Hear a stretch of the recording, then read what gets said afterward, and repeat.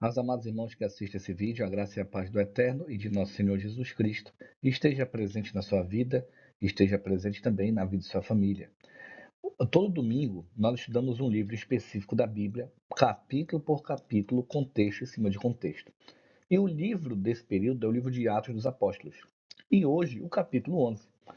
Vamos ver, desculpe, o que esse capítulo 11 tem a nos ensinar. Lembrando, eu não vou ficar falando Atos capítulo 11 toda hora, porque é um vídeo específico do capítulo. Vamos abrir. Versículos de 1 a 3. E ouviram os apóstolos e os irmãos que estavam na Judéia, que também os gentios tinham recebido a palavra de Deus. E, subindo Pedro a Jerusalém, disputavam com ele os que eram da circuncisão, dizendo: Entrate em casa de homens circuncisos e comeste com eles. O judeu, ele não se misturava com o gentil, ou seja, o não judeu. Eles tinham, eu não sei se eles têm até hoje, eu acho que não. Mas na época, eles não faziam isso. Eles não faziam, porque eles se achavam o povo separado, tal, entre outras coisas. Versículo 4 a 6. Mas Pedro começou a fazer-lhe uma exposição por ordem, dizendo: Estando eu orando na cidade de Jope, tive, no arrebatamento de sentidos, uma visão. Vi um vaso com um grande lençol atado pelas quatro pontas, que descia do céu e vinha junto a mim. E, pondo nele os olhos, considerei e vi animais de terra, quadrúpedes e feras, répteis e aves do céu. Então, novamente, aqui será explicado que Deus não purificou os animais. Não acredite nessa explicação do diabo. Isso aqui não é purificação de animais. Ele está explicando o que nós estudamos no domingo passado. 7 a 9. Eu vi uma voz que me dizia: Pedro, não, levanta-te, Pedro, mata e come. Mas eu disse: De maneira nenhuma, Senhor, pois nunca na minha boca entrou coisa alguma comum ou imunda. Então, o que nós percebemos até aqui? Que os apóstolos guardavam a lei de alimentação de Levítico 11. Se eles guardavam, eles pregavam isso, porque está dentro da Torá, é uma parte da lei válida. 9. Mas a voz respondeu-me do céu segunda vez: Não chames tu comum ao que Deus purificou. Então, o que é que muitas pessoas fazem? Eles pegam o versículo 9 de Atos 11, ou eles pegam o versículo isolado dessa afirmação de Atos 10 e diz: todo animal está purificado. Deus purificou tudo. Aí a pessoa já não segue a Bíblia, já não entende a Bíblia, já não sabe ler e segue falsos profetas. Claro que ele vai pegar um isolado e inventar uma doutrina que não existe. Isso infelizmente acontece.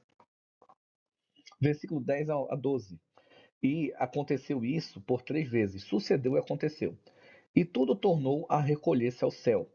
E eis que, na mesma hora, pararam, junto da casa em que eu estava, 3 homens que me foram enviados de Cesareia. E disse-me o Espírito que fosse com eles, nada duvidando. E também estes 6 irmãos foram comigo e entraram em casa daquele homem. Versículo 13 a 15.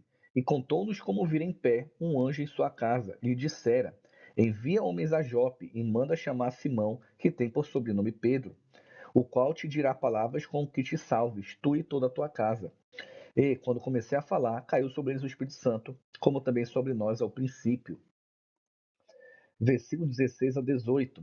Lembrei-me do dito do Senhor quando me disse: João certamente batizou com água, mas vós sereis batizados com o Espírito Santo. Portanto, se Deus lhes deu o mesmo dom que a nós, quando havemos crido no Senhor Jesus Cristo, quem era então eu para que pudesse resistir a Deus? E ouvindo essas coisas, apaziguaram-se e glorificaram a Deus, dizendo: Na verdade, até aos gentios Deus deu arrependimento para a vida. O capítulo 11 não fala, mas o capítulo 10 fala o seguinte: que Deus, que não era para o homem considerar, não era para Pedro considerar um homem imundo. Aquela visão do lençol dos animais não eram animais em si, era uma visão. Aquilo representava pessoas do planeta, tá? E aqui, olha o que diz: eles se alegraram, glorificaram a Deus, porque aos gentios deu o arrependimento. Lembra a nossa pregação de ontem, do que foi falado no sábado? Arrependimento. Então você percebe que uma das condições para você ter o Espírito Santo também é ter o arrependimento de vida. 19 a 21. E os que foram dispersos pela perseguição que aconteceu por causa de Estevão, caminharam até a Fenícia, Chipre e Antioquia, não anunciando a ninguém a palavra, senão somente aos judeus. E havia entre eles alguns homens cíprios e sirenenses, ou seja, de Cirene, os quais, entrando em Antioquia, falaram aos gregos, anunciando o Senhor Jesus. E a mão do Senhor era com eles, e grande número creu e se converteu ao Senhor. Então você percebe que em alguns lugares, alguns apóstolos, ou alguns discípulos, ou alguém da igreja, ainda não tinha a ideia de que tinha que pregar para todos. A pregação do evangelho é para todos. Inclusive ontem, na pregação de ontem, eu dei um exemplo de uma moça que não queria pregar para alguém porque ela não gostava dela. Isso não existe. Isso não existe. Tem que ser pregado.